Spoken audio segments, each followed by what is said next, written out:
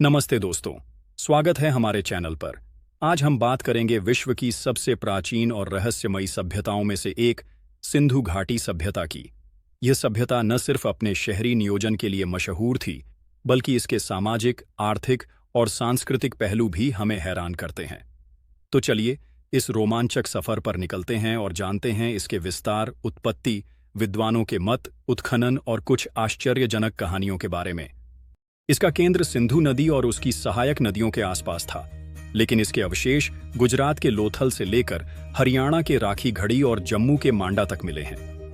विद्वानों का मानना है कि यह सभ्यता 3 चरणों में विकसित हुई, जिसमें पहला चरण प्रारंभिक हड़प्पा का है, जिसका समय 3300 से 2600 ईसा पूर्व का है। दूसरा चरण परिपक्व हड़प्पा का है, जो 2600 से लेकर 1900 ईसा पूर्व तक माना जाता है, और अंतिम चरण उत्तर हड़प्पा का है, जो 1900 से 1300 ईसा पूर्व तक माना जाता। लेकिन इसकी उत्पत्ति के पीछे का रहस्य आज भी पूरी तरह सुलझा नहीं है। सिंधु घाटी का समाज बेहद व्यवस्थित था। कुछ विद्वानों का मानना है कि यह मातृ प्रधान समाज हो सकता था, क्योंकि मातृ देवी की मूर्तियां बड़ी संख्या में मिली हैं। समाज को व्यवसाय के आधार पर 4 वर्गों में बांटा गया था: विद्वान, योद्धा, व्यापारी और मजदूर। यहाँ के लोग शाकाहारी और मांसाहारी दोनों थे। गेहूं, जौ और कपास उनकी मुख्य फसलें थीं, जबकि सुअर और भेड़ का मांस खाया जाता था। वस्त्र सूती और ऊनी थे, और लोग आभूषण जैसे कंगन, हार और कानों के कुंडल पहनते थे। मनोरंजन में नृत्य, संगीत, जुआ और चौपड़ खेलना शामिल था। मोहनजोदड़ो से मिली नर्तकी की मूर्ति इस बात का सबूत है कि कला और संस्कृति उनके जीवन का हिस्सा थी। आर्थिक रूप से यह सभ्यता बहुत समृद्ध थी। कृषि उनका मुख्य व्यवसाय था, लेकिन पशुपालन और व्यापार भी अर्थव्यवस्था के आधार थे। गेहूं, जौ, कपास और तिल की खेती होती थी। लोथल में मिला बंदरगाह बताता है कि वे मेसोपोटामिया और अन्य क्षेत्रों से व्यापार करते थे। यहाँ से सोने, चांदी और कीमती पत्थरों के आभूषण मिले हैं, जो जौहरी वर्ग की कुशलता दिखाते हैं। मिट्टी के चमकदार बर्तन और मानकीकृत वजन माप की प्रणाली उनकी उन्नत तकनीक का प्रमाण है। विद्वान जोनाथन मार्क केनोयर अपनी किताब ancient cities of the Indus valley civilisation में कहते हैं कि यहाँ का व्यापारिक नेटवर्क बेहद संगठित था। सांस्कृतिक रूप से यह सभ्यता प्रकृति प्रेमी थी। लोग पीपल के पेड़ की पूजा करते थे और मातृदेवी को सम्मान देते थे। मोहनजोदड़ो से मिली एक मुहर पर 3 मुख वाले देवता की आकृति है, जिसे कुछ विद्वान भगवान शिव का प्रारंभिक रूप मानते हैं। हालांकि उनकी लिपि अभी तक पढ़ी नहीं जा सकी है, इससे उनके धार्मिक विश्वासों का पूरा खुलासा नहीं हो पाया।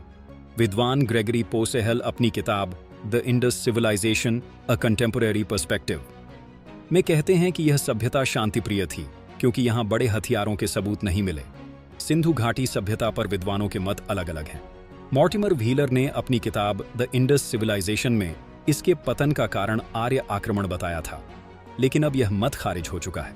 जॉन मार्शल, जिन्होंने 1924 में इस सभ्यता की खोज की घोषणा की, ने इसे एक स्वतंत्र और उन्नत संस्कृति माना। जोनाथन मार्क केनोयर और ग्रेगरी पोसेहल जैसे आधुनिक विद्वानों का मानना है कि पर्यावरणीय बदलाव इसके पतन का कारण हो सकता है। इनकी किताबें ancient cities of the Indus valley civilisation और द इंडस सिविलाइजेशन इस सभ्यता को समझने के लिए बेहतरीन स्रोत हैं।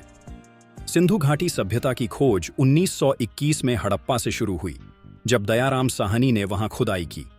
1922 में राखालदास बनर्जी ने मोहनजोदड़ो की खोज की।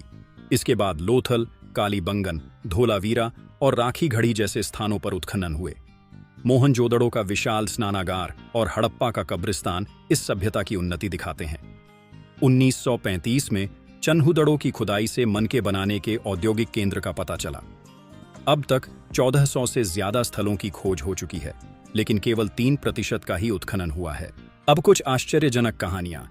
मोहनजोदड़ो में एक कमरे से 14 नर कंकाल मिले, जिनके सिर पर चोट के निशान थे।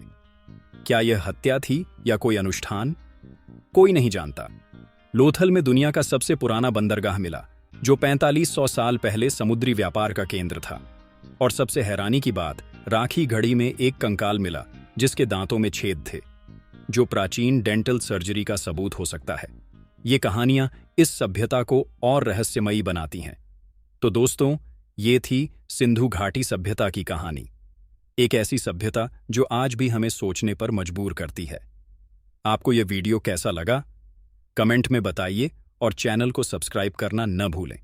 अगले वीडियो में मिलते हैं। नमस्ते।